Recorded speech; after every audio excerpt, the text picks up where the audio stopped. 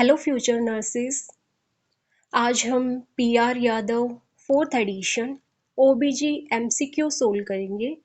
आज का हमारा टॉपिक है female reproductive system. First question, vaginal canal normally has an acidic environment. Acidic environment कब होगा? रिप्रोडक्टिव एज में होगा, मेंस्ट्रुएशन के टाइम पे होगा, प्रेगनेंसी के टाइम पे होगा, 2 वीक फीमेल बेबी है उसमें होगा। एल्केलाइन इन्वायरमेंट कब होगा? आफ्टर मीनोपोज, 6 वीक्स और मोर। मीनोपोज के बाद 6 वीक और उससे ज़्यादा के समय में देखने को मिलेगा। न्यूट्रल न्यूट्रल इन्वायरमेंट मीनोपोज के स्टार्टिंग टाइम पर देखने को मिलता है। ऐसा क्यों होता है? क्योंकि इस्ट्रोजन का लेवल कम हो जाता है। इस्ट्रोजन हेल्प करता है वेजाइनल एपिथेलियल सेल्स को कि वो ग्लाइकोजन को प्रोड्यूस करें। अब इस्ट्रोजन कम हो रहा है तो ग्लाइकोजन भी कम डिक्रीज हो जाता है, ग्लाइकोजन का भी लेवल, और लैक्टोबैसिलस भी कम हो जाएगा। So as a result pH starts to rise above 4.5 and often reaching level between 5 and 7 or even higher in full menopause. Okay, so the correct answer acidic environment. आगे इसने बताया है कि वेजाइना की pH जो होती है वो 3.5 to 4 होती है, हाईली एसिडिक होती है। ऐसा लैक्टोबैसिलस एसिडोफिलस की प्रेजेंस की वजह से होता है। लैक्टोबैसिलस एसिडोफिलस को डोडरलिन बैसिली भी बोल सकते हैं। डोडरलिन बैसिली एक बैक्टीरिया है जो लैक्टोबैसिलस स्पीसीज से रिलेट करता है। लैक्टोबैसिलस स्पीसीज का ही पार्ट है ये क्या करेगा? ग्लाइकोजन को लैक्टिक एसिड के अंदर कन्वर्ट कर देगा, जिसकी वजह से जो हार्मफुल माइक्रो ऑर्गेनिजम्स हैं वो किल हो जाते हैं। ये इनहिबिट कर देता है पैथोजन की ग्रोथ को और एक प्रोटेक्टिव फिल्म क्रिएट कर देता है। अब एक क्वेश्चन हमारा ये भी पूछा जाता है कि वेजाइनल फ्लोरा को किसने डिस्कवर किया? वेजाइनल फ्लोरा को जर्मन गायनेकोलॉजिस्ट एल्बर्ट डोडरलिन ने डिस्कवर किया। एक क्वेश्चन हमारा आता है कि बिफोर मेंस्ट्रुएशन और after menopause pH will be higher than 4.5। pH क्यों बढ़ जाती है? और उसकी वजह से फिर बैक्टीरियल वेजिनोसिस भी होती है, क्योंकि एस्ट्रोजन का लेवल कम हो जाता है उस टाइम पे। एस्ट्रोजन का लेवल कम होने की वजह से ग्लाइकोजन भी कम होगा, लैक्टोबैसिलस भी कम होगा। अब डोडरलिन बैसिली है, वही माइक्रो ऑर्गेनिज्म से प्रोटेक्ट कर रही है, वो कम होगी तो उसकी वजह से बैक्टीरियल वेजिनोसिस होगी। बैक्टीरियल वेजिनोसिस BV ये एक कॉमन वेजाइनल इन्फेक्शन होता है। ठीक है, एक क्वेश्चन यहाँ पे ये भी बनता है कि बैक्टीरियल वेजिनोसिस और STD सेम होते हैं क्या? नहीं, BV and STD are not same. BV is bacterial vaginosis, common vaginal infection. क्यों होता है? बैक्टीरिया है हमारा एक वेजाइना के अंदर जो कि माइक्रोब से प्रोटेक्ट कर रहा है, उसकी इम्बैलेंसिंग हो रही है, उसकी वजह से हो रहा है। लेकिन सेक्सुअली ट्रांसमिटेड जो डिजीज़ हैं वो बैक्टीरिया, वायरस, पैरासाइट किसी की भी वजह से हो सकते हैं। ये एक इन्फेक्शन है सेक्सुअल कॉन्टैक्ट के थ्रू जो ट्रांसमिट होता है। इसमें एक्सटर्नल सोर्स है, लेकिन जो हमारा बैक्टीरियल वेजिनोसिस है उसमें कोई एक्सटर्नल सोर्स नहीं है और सिर्फ बैक्टीरिया है जो कि बॉडी के अंदर ही प्रेजेंट है, उसमें इम्बैलेंसिंग हो रही है। ठीक है, तो मेन डिफरेंस है कि बैक्टीरियल वेजिनोसिस में हमारे बॉडी के अंदर बैक्टीरिया है, उसकी इम्बैलेंसिंग हो रही है, और STD के अंदर बैक्टीरिया, वायरस, पैरासाइट कोई भी कोज हो सकता है। इसलिए बैक्टीरियल वेजिनोसिस और STD सेम नहीं है, both are different. Our second question, in a healthy women the only organism found in upper 2/3 of vagina. Vagina के अपर 2/3 में डोडरलिन बैसिली प्रेजेंट होती है। ये एक बैक्टीरिया होता है जो कि माइक्रो ऑर्गेनिज्म से प्रोटेक्ट करके रखता है, जो कि हार्मफुल माइक्रो ऑर्गेनिजम्स होते हैं। Third question, acid medium of vagina maintained by Doderlein bacilli. Doderlein bacilli जो होती है वो ग्लाइकोजन को लैक्टिक एसिड के अंदर कन्वर्ट करती है। इस तरह से वो एसिडिक मीडियम जो है उसको मेंटेन करती है। अब उसी की कमी हो जाती है तो फिर एसिडिटी जो है वो हमारी इम्बैलेंस हो जाएगी। ठीक है, तो डोडरलिन बेसिली जो है वो एसिडिक मीडियम को मेंटेन करके रखने का काम करेगी। Fourth question, pH of vagina during pregnancy. अब प्रेगनेंसी के टाइम पे क्या होता है, एस्ट्रोजन का लेवल बढ़ेगा। एस्ट्रोजन का लेवल बढ़ेगा तो एस्ट्रोजन हेल्प करेगा वेजाइनल एपिथेलियल सेल्स को कि वो ग्लाइकोजन को प्रोड्यूस करें। ग्लाइकोजन प्रोड्यूस होएगा, उस ग्लाइकोजन को लैक्टोबैसिलस एसिडोफिलस है वो कन्वर्ट कर देगा लैक्टिक एसिड के अंदर, और इस तरह से एक एसिडिक इन्वायरमेंट क्रिएट हो जाएगा।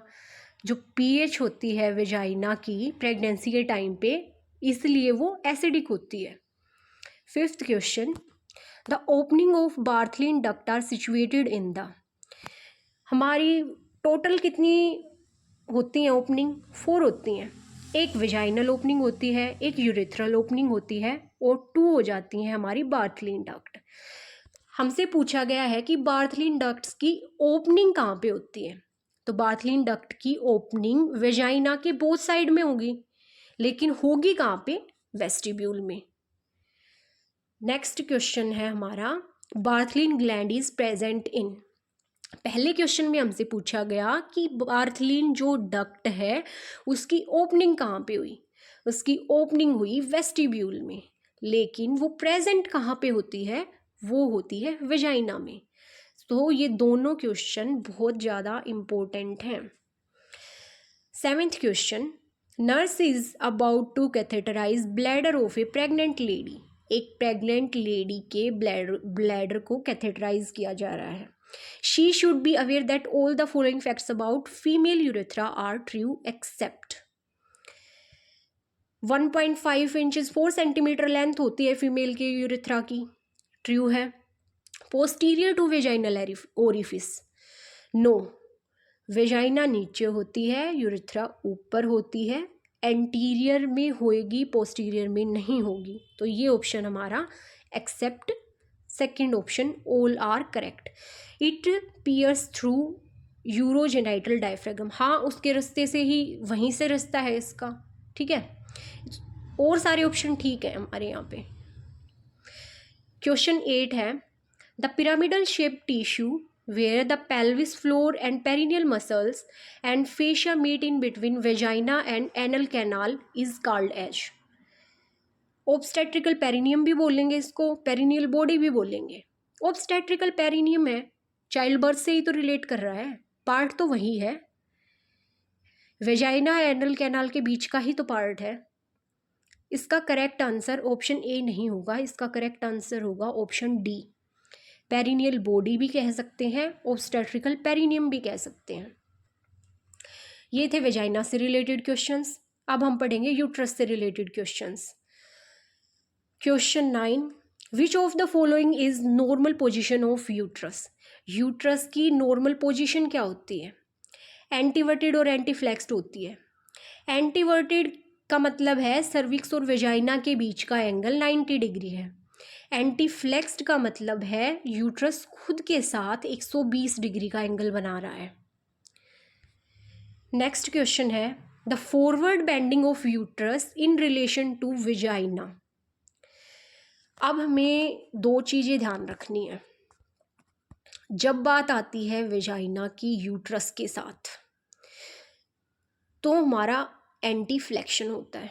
जब बात आती है वेजाइना की सर्विक्स के साथ तो एंटी वर्जन होता है।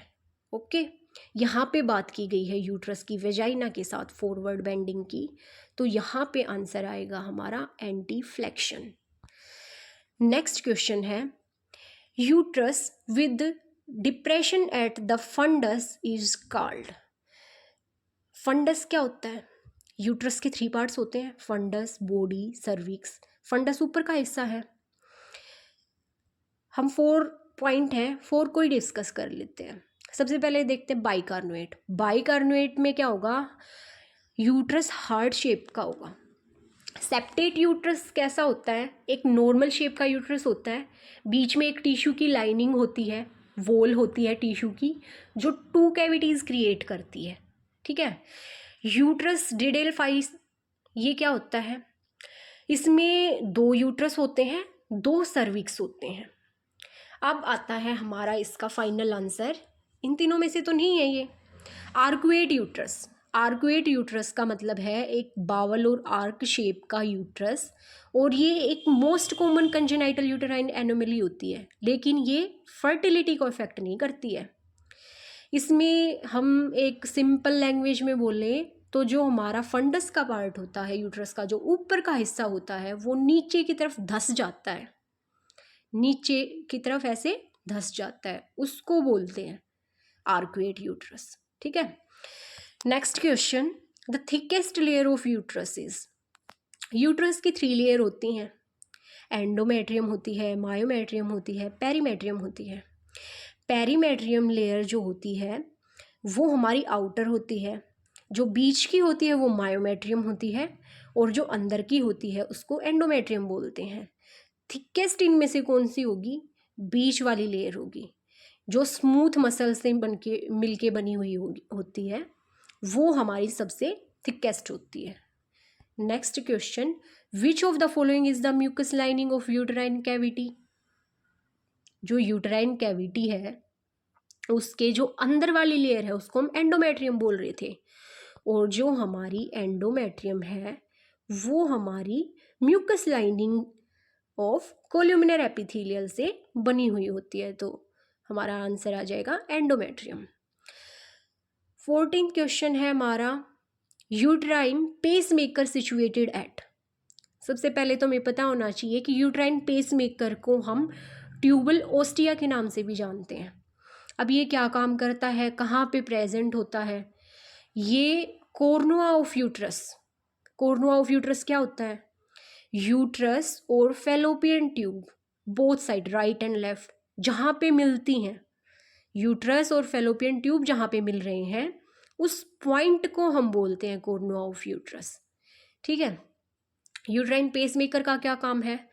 हमारी पोस्टीरियर पिट्यूटरी हार्मोन सिक्रीट करती है ऑक्सीटोसिन, ऑक्सीटोसिन कोर्नुआ ऑफ यूट्रस के पॉइंट के पास हमारा यूट्राइन पेसमेकर है, उस पेसमेकर के पास आती हैं और बोलती हैं कि भाई आप स्टिमुलेट कीजिए मायोमेट्रियल कॉन्ट्रैक्शन।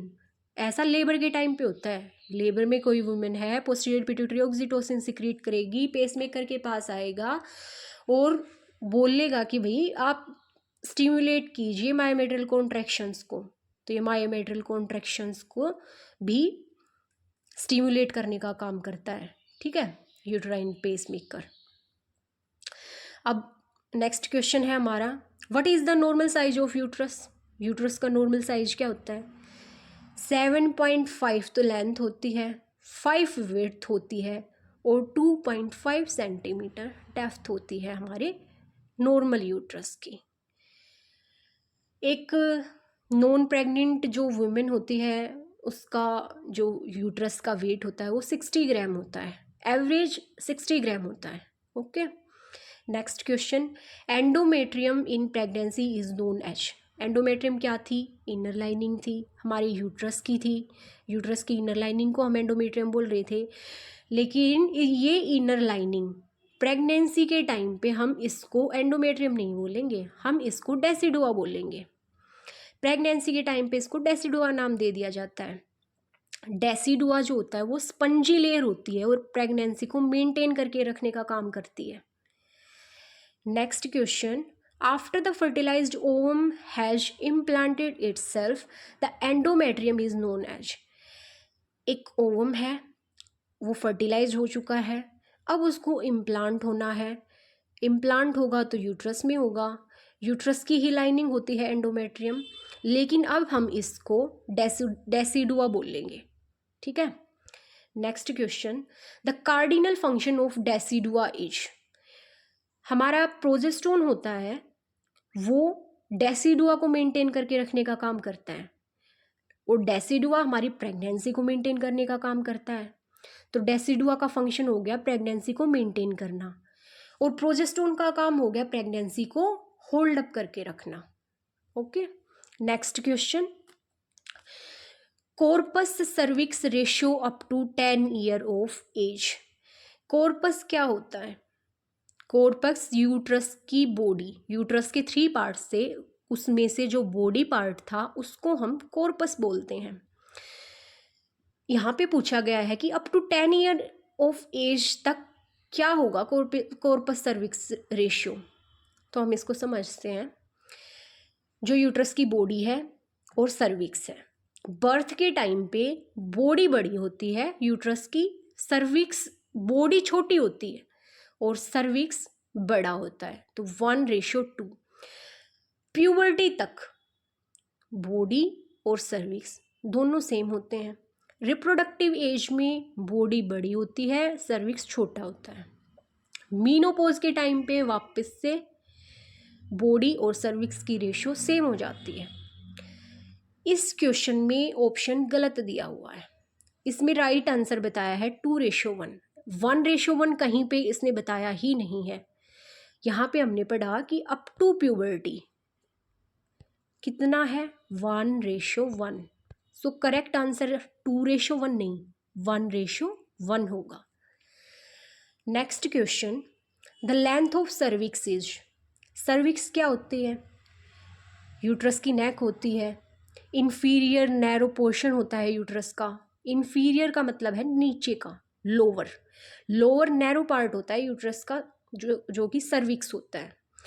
ये 1 इंच 2.5 सेंटीमीटर लॉन्ग होता है। Okay, next question, cervix develops from. Cervix कहाँ से डेवलप होता है? अब हम ध्यान देने की बात है, जब भी वोल्फियन डक्ट और मुलेरियन डक्ट की बात होती है, मुलेरियन डक्ट जो है वो फीमेल रिप्रोडक्टिव सिस्टम बनाती है। फीमेल के लिए हम मुलेरियन डक्ट का यूज़ करते हैं। ओके, मेल रिप्रोडक्टिव सिस्टम के लिए हम वोल्फियन डक्ट का यूज़ करते हैं। सर्विक्स किसका पार्ट है? फीमेल रिप्रोडक्टिव सिस्टम का, तो आंसर आ जाएगा हमारा मुलेरियन डक्ट। ठीक है, नेक्स्ट है हमारा, अब तक हम यूट्रस से रिलेटेड क्वेश्चंस देख रहे थे, अब है हमारे फेलोपियन ट्यूब और ovary. Fallopian tube is lined by, fallopian tube को हम ओविडक्ट भी बोलते हैं, यूट्राइन ट्यूब्स भी बोलते हैं। ये होलो सिलेंड्रिकल शेप की होती हैं, एवरेज 10 सेंटीमीटर लॉन्ग ट्यूब होती हैं। ठीक है, फेलोपियन ट्यूब जो होती है ये हमारी एक फेलोपियन ट्यूब है। ठीक है, ये हेयर लाइक स्ट्रक्चर है, सीलियास, तो सीलिएटेड एपिथेलियल से लाइंड होती हैं ये। इनके अंदर छोटे छोटे पार्ट हैं, वो है हमारी पैग सेल्स। पैग सेल्स के बारे में भी हम नेक्स्ट क्वेश्चन में पढ़ेंगे। ठीक है, फिलहाल हमें पता होना चाहिए जो हेयर लाइक स्ट्रक्चर है ये सीलिया है, तो हमारी जो फेलोपियन ट्यूब है वो सीलिएटेड एपिथेलियल से लाइंड होती है। ठीक है, और ये क्या काम करती है? जो ये सीलिएटेड कोल्यूमिनर एपिथेलियल है, यहाँ पे जो ये सीलिया प्रेजेंट है, ये स्पर्म को ओवरी तक लेके जाती हैं और फिर फर्टिलाइजेशन के बाद ओवा को यूट्रस तक लेके आने का काम करते हैं। ओके, नेक्स्ट क्वेश्चन पूछा है, length of fallopian tube ranges from, average 10 centimetre है, तो यहाँ पे हमारा क्वेश्चन कहाँ रिलेट कर रहा है? 7 to 12। Correct answer is B. Next question, peg cells are seen in. Peg cells क्या होती हैं, कहाँ पे पाई जाती हैं, इनका काम क्या होता है? तो पैग सेल्स जो हैं वो हमारी फेलोपियन ट्यूब्स में पाई जाती हैं। Okay, peg cell fallopian tube के अंदर पाई जाती है। ये ओवम को न्यूट्रिशन और प्रोटेक्शन प्रोवाइड करती है, स्पर्म को एक्टिवेट करने का काम करती है। ठीक है, जो हमारी लाइनिंग है फेलोपियन ट्यूब की वो तो सीलिएटेड एपिथेलियल्स की थी और उसके बीच बीच में पैग सेल्स थी, तो पैग सेल्स सीलिया नहीं होते वहाँ पे, वो नॉन सीलिएटेड होती है, वो मूवमेंट में हेल्प नहीं करती, वो न्यूट्रिशन और प्रोटेक्शन प्रोवाइड करने का काम करती है पैग सेल। ठीक है, next question is narrowest part of fallopian tube. Fallopian tube के 4 पार्ट होते हैं। एक है इंट्राम्यूरल और इंटरस्टिशियल, ठीक है। दोनों में से कोई भी ऑप्शन डाल के पूछ सकता है, दोनों नाम याद होने चाहिए हमें। ये हमारा सबसे नैरोएस्ट पार्ट होता है फैलोपियन ट्यूब का, जो कि 1 mm डायमीटर का होता है और 1.25 सेंटीमीटर इसकी लेंथ होती है। सेकंड है इस्थमस, थर्ड है एम्प्यूला एंड फोर्थ है इनफंडिबुलम, ठीक है। हमारा आंसर है यहाँ पे इंटरस्टिशियल और इंट्राम्यूरल, ये हमारा सबसे नैरोएस्ट पार्ट होता है फैलोपियन ट्यूब का। नेक्स्ट क्वेश्चन में पूछा है the longest portion of fallopian tube is. Fallopian tube का जो लॉन्गेस्ट पोर्शन होता है वो एम्प्यूलरी पोर्शन होता है, ठीक है, जो कि 6 सेंटीमीटर लंबा और 5 mm इसका डायमीटर होता है। सबसे लॉन्गेस्ट भी होता है और वाइडेस्ट भी होता है, और ये मेन साइट होती है जहाँ पे फर्टिलाइजेशन होती है।